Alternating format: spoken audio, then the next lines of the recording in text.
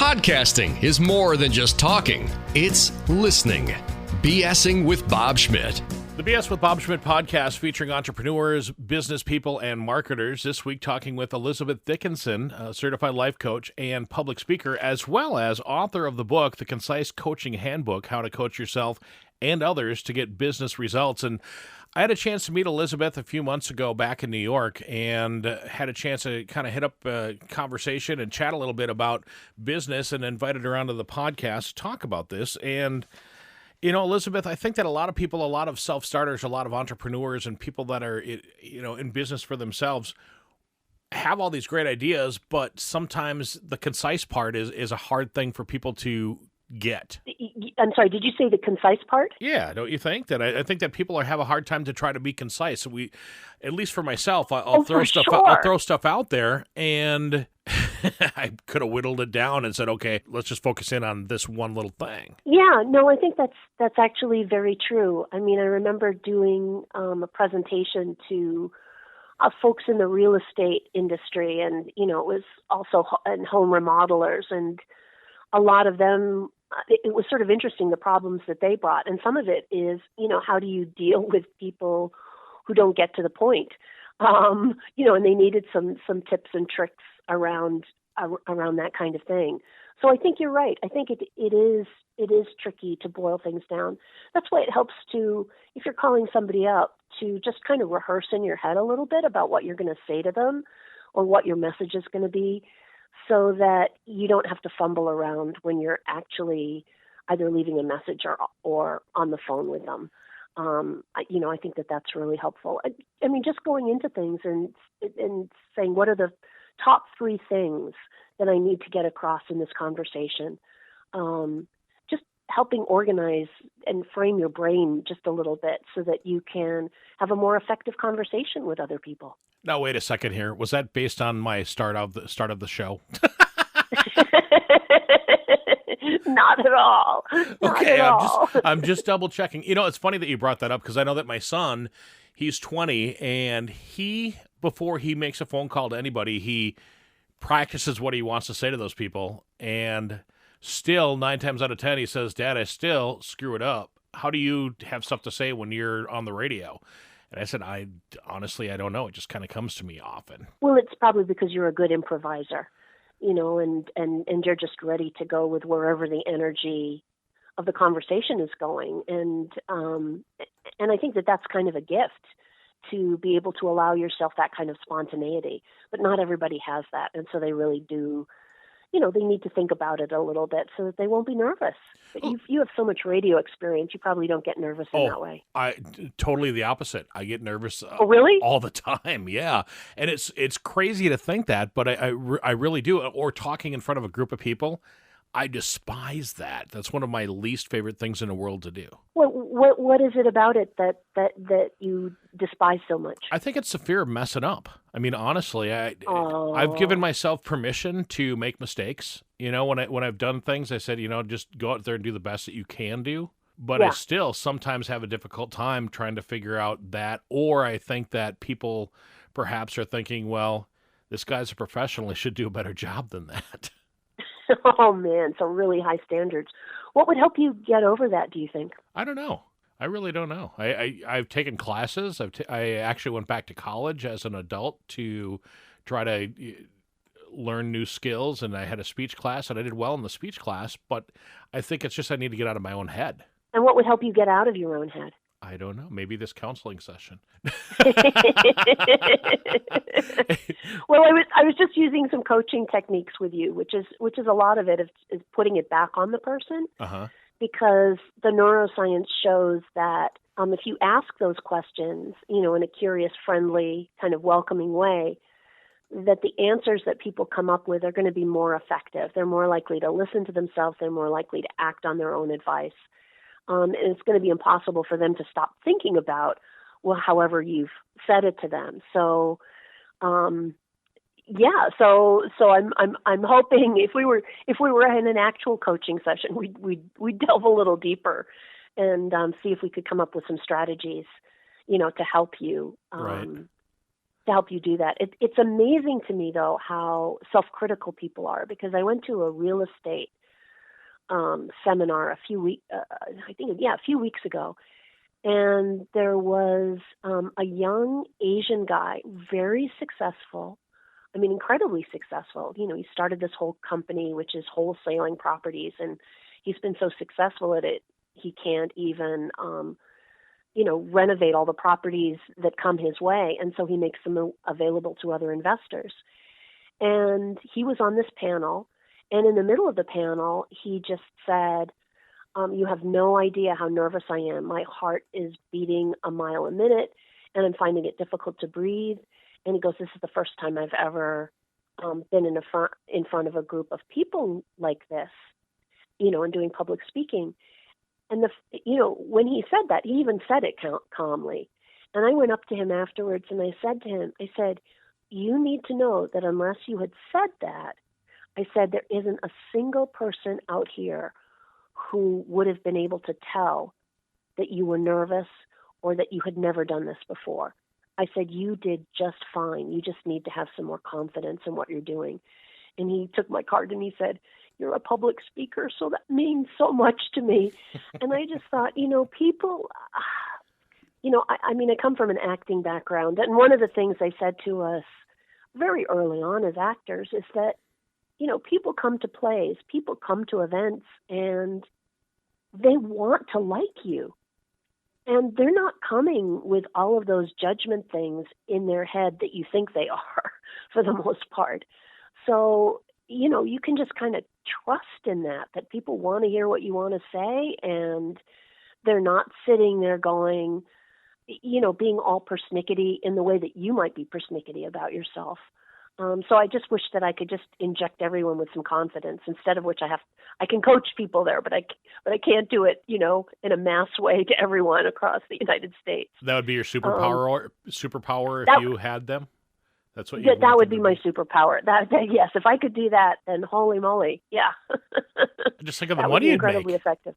Think of the money. But do you find that a lot of people that's a problem that a lot of people have, is the maybe not confidence, but the fact of talking in front of people or being public? Yeah, I mean, I've read the statistics that people fear public speaking more than dying. So it's just like, that's crazy. No, I fear death a little bit more than public speaking, because I will public speak. I don't want to die today or tomorrow. I still have a whole life to live. I would hope so. I mean, you're a radio guy, but yeah, it is a little bit crazy. But I understand. People want to know in advance that they know what they're going to say, and then they want to know that it's going to be received well, and they want to know that they're not going to screw up. And, they kind of want to control things. And the only thing you can control is what you say and how you are in the moment.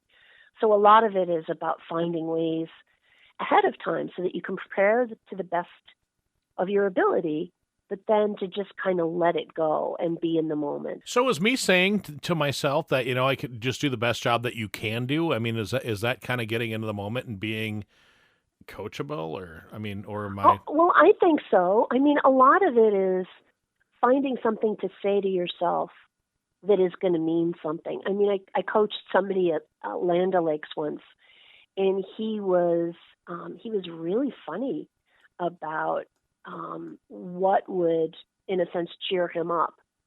But it was along the lines of, he had a little mantra of, I think it was, is it really that important? That's what he would say to himself.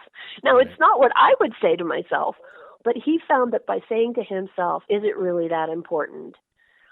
It actually diffused the internal anxiety that he was having, and it would stop him from blowing up at people, which was a problem for him. He was getting into trouble with his supervisor because of that. So I think it's about finding the thing. I mean, in each person, it's going to be a little bit different. So if I were working with you, I would get you into a relaxed state, and we would sort of go down a little bit deep into your, a little bit deeper into your unconscious, and kind of bring out the wise part of you and say, well, what does the wisest part of you have to say about this? Well, I Like, say good luck trying you... to find it is what I say. Everyone has one. I haven't met anybody without one. Mine's more of a wise ass, I think, than anything else. Well, and it can be that too. It could be a wise ass thing that will diffuse it for you. But whatever it is, find something, or find a little routine that you can do that just kind of will calm you down, take away the nerves. It's all about trying to have an easier experience of being human and being in a human body and having to deal with other people. What puts you on it? What puts you on edge? I've done the Strengths Finder, and if you haven't done Strengths Finder, I really recommend it to people. It's inexpensive. The Gallup organization puts it out there, and it's a really useful tool. One of my strengths, but which I can use against me, any strength which is overused becomes a weakness, has to do with being an achiever. Like, that's one of my top things. And achievers just really like measurable progress. Everybody likes measurable progress. They found that one of the predictors of happiness for, virtually everyone is making some, and it doesn't matter how slight, but having the sense of making some progress every day. Well, that's really ramped up high in me. And so I'm going out of town tomorrow, and I always use the opportunities right before I go out of town to get those jobs done that you've been putting off for forever. And so I'm kind of hard on myself, and it puts me on edge. It's like, can I get all of these things done before I leave? So that can kind of put me on edge, and so I just have to ease up on myself sometimes. And, sometimes you make more progress than other times. And I found, as somebody who's an achiever, and not just as a coach, is that, sometimes I have to track what I'm doing, because otherwise I don't give myself credit for the stuff that I have done. Right. Because, if you make a whole bunch of phone calls and you didn't get the result that you wanted, like it was all messages, or, people keep calling you back and you keep missing each other, and so nothing gets accomplished or something, you have to remind yourself that I made those phone calls. I made 5 phone calls, or I made 10 phone calls today, and I just have to, even if it didn't result in what I wanted, the fact is I did it, and that's the win. So I think, you have to find all kinds of different ways to kind of make sure you're not being too hard on yourself. Right. Is that why they say sometimes, I've heard a few people say that, start every morning by making your bed, because at least you got something done. Right. Yeah, I think that's, I think that's a really, it's a good point.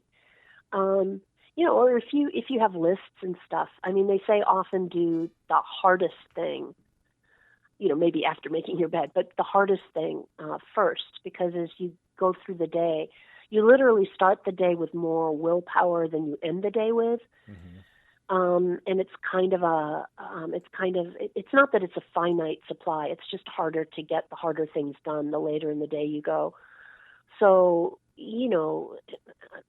if you can get some of the hard stuff done early in the day, I think you do feel better about stuff, but again, that's a little bit malleable, because sometimes you need a couple of easy wins if you've had a couple of hard days. Right. So, you might get the easier things done first. Isn't it a lot of that based on what your time of the day is? For me, I got up at 4 o'clock in the morning for 30 years, and I did morning radio every day for 30 years. And for me, my time of the day was early in the morning. When I got laid off and started working for myself, my dad suggested to me, and I'm glad that he did, he said, why don't you do your creative stuff in the morning, because that's when you're used to getting up, and that's when you're used to doing those types of things.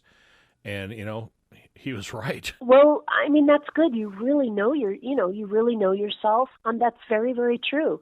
It's sort of ironic for me because I was an actor for, a number of years, a professional union actor. And of course, rehearsals would go more like 10 a.m. to 6 p.m.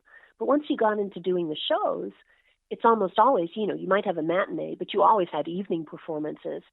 And so I think even today, sometimes my creative work is sometimes better done towards the end of the day. Right. Because I just have that kind of pattern inside myself.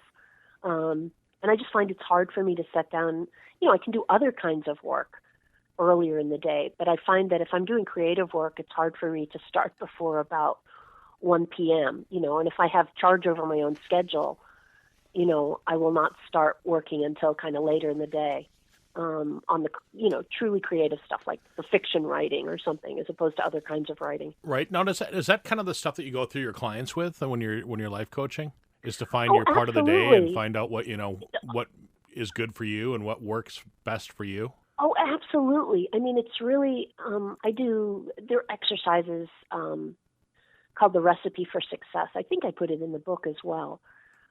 But it's about figuring out what are the circumstances surrounding you when you're most successful. And for some people it is going to be time of day, or but it is important to get really specific about it. It's funny because I just coached somebody and she just left a really well-paying corporate job to go out on her own. One of the things she shared with me was that when she was at this corporate job, it took her many years before she actually realized that she could schedule out her own day with places that were just kind of X'd out for her to think. What does that mean? For her to just like sit and think and write and plan her schedule and just be very, very kind of internal. And she's definitely, a little closer to being an extrovert, even though she was very good at working with people and that kind of thing. But her sense of freedom and personal space was such that she really needed quiet time during the work period every day. And she found that nobody minded if she scheduled it and said, look, I'm not available during these times.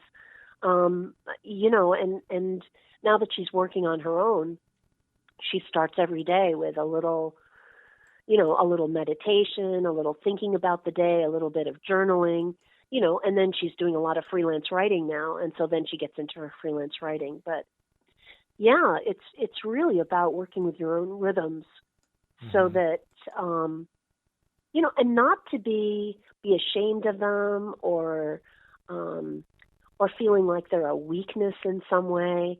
But if there's a way and there's circumstances under which you do your best work, why wouldn't you try and recreate them instead of, trying to fight them? It's like, well, I should be, I should be doing this at such and such a time. Well, let go of a few of the shoulds. Where are the places that it's easy for you, and what are the times where it's easiest for you to work on that stuff? Now, I know that's a little more difficult if you're in a much more structured job. But even in structured jobs, there's ways to work around it. I think people should ask for what they need, in order to succeed as much as possible. And right. I think as long as you're honest about it, people will give you more leeway. You mentioned she's closer to an extrovert than an introvert. Do you think that a lot of people are mislabeled? I do, because I think there are false ideas of what introverts and extroverts are, because I think I'm equal parts introvert and extrovert. I mean, I really do love having downtime and thinking and writing and being by myself. But I also get a lot of energy from being with people. So, I mean, the rough definition of introvert and extrovert is, where do you get your energy?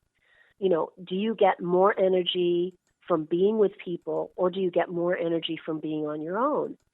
Now, my experience is I get energy from both places, and I need them both in balance.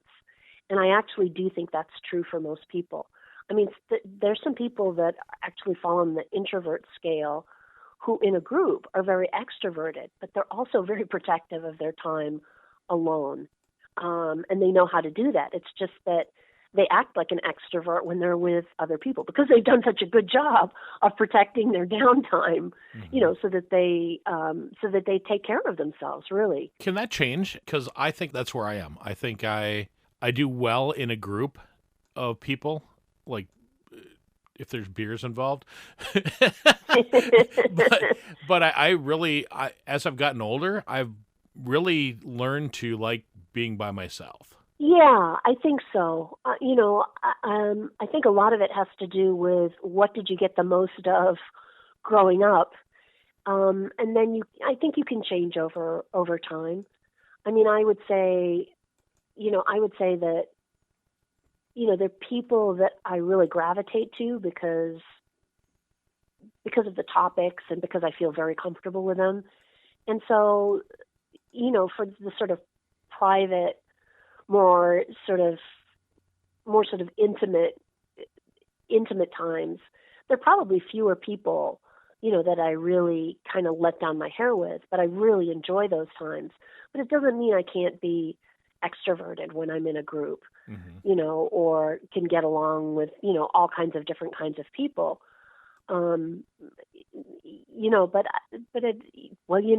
They've done some studies recently, and I think I just read this the other day, that because, and they are tying this to social media, is that the amount of truly close friends that all of us have has actually gone down over the decades. And they think that it has to do with social media. I could see that. Which I think is really fascinating. I don't know that it's totally healthy, but I think it is fascinating. So how do we become more concise in our life? How to become more concise? Well, you mean in terms of talking with other people and that kind of thing? Well, because your book is called The Concise Coaching Handbook. So how do we become more concise? Without picking up your book and reading it, how can the average listener right now say, you know what, I can be more concise by doing what? Well, I would say a very, very simple thing to do, which I think is, I just think it organizes you a whole lot better. And some people are, there are a lot of people that already do this. But just starting to make lists. Like the night before, before you go to bed, you're going to say or the night first before thing in the Christmas? morning. The night before Christmas? Make that list, check it twice, find out who's naughty or nice? This is about prioritizing. So it's putting down, you can start by putting down all the things that you want to get done. And then you can pick out the top 3 that if you get those done, that's what's going to make you feel the best about the day. Mm-hmm. And what they've done some studies, and you're 30% more likely to accomplish something if you've written it down. Really? So I would say that, I would say that is the number one thing that you could do. And just keep making a new list every day, or transferring things over to another list if they don't get done on that day. And I actually find that once you've committed something to paper, whether it's, a list or your journal or something like that, your mind stops worrying about it to the same extent. Because, if you've got a whole bunch of things, and everybody has ADD today, partly because I think of all the screen time, and I certainly feel it myself. If I've got a bunch of things running through my head, I'm likely to miss one of them. And then you're like, oh, crap, I meant to put such and such in the car so that I could, return it to the library or whatever. Mm-hmm. But if you've written something down, your unconscious stops worrying about it. It's kind of like, oh, you've paid attention to me. That's what, this is some of the stuff that you have to get down. And you're not going to forget it. You really are so much less likely to forget it if you write it down. And I think that that's one way to be concise in your life. And just to give yourself a little bit of a focus. Another thing is if you're trying to take on, we're coming up to the end of the year. If you're doing resolutions, find support. Write something down, get support from a buddy. Ask the buddy to check in with you, just kind of say, will you check in with me once a week to see how I'm doing on losing this 5 pounds? I want to lose 5 pounds over the next 6 weeks. I'm trying to make it a SMART goal, specific, measurable, achievable, results-oriented, and time-based. Mm-hmm. So will you check in with me? And you're much more likely to accomplish something, again, if you've gotten support or if you think somebody's checking up on you. I mean, that's at least part of what a coach does. Right. A coach helps you figure out what's the most important thing, things to you in all of the different areas of your life. Then you prioritize them. And then you ask simple questions like, what's the best way for you to achieve that? And then I always say to clients, once they've given me something, I'll say, well, when do you want to achieve that by? And they can, define it. And sometimes, they'll say, well, I should do such and such. And I go, do you want to commit to that? And then I say, You can say yes, you can say no, or you can say, I want to amend it. But you just kind of get people moving. You get people moving. And, there's happiness studies, again, that show that by making a little bit of progress, in a consistent way, people's mental health improves. They become happier because they can see results. And I mean, that's essentially, that's what a lot of coaching is.